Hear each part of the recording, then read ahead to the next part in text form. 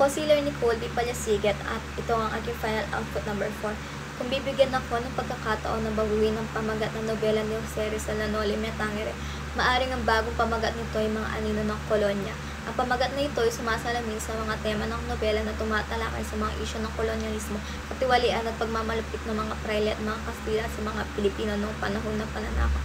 Ang mga kaanino ng kolonya ay nagpapakita rin ng mga karakter sa nobela na parang mga anino lamang ng lipunan na hindi lubos na nabubuhay sa katotohanan dahil sa mga pagmamalupit at pang-aabuso ng kanilang dinaranas. Ang pamagat din ay maaaring tumukoy sa mga anino na nakaraan na patuloy na umaabol sa mga Pilipino na siyang isa sa mga sentral na tema ng nobela. Sa ganitong pamagat, nananatilang diwa ng orihinal na pamagat na Noli Me Tangere nang ibig sabihin ay huwag mo ako salingin na may dalawang kahulugan, ang literal na kahulugan na may paugnay sa Biblia at ang simbolikong kahulugan na tumutukoy sa pagtanggi ni Rizal sa mga abuso ng lipunan at pamamalupit ng mga Espanyol.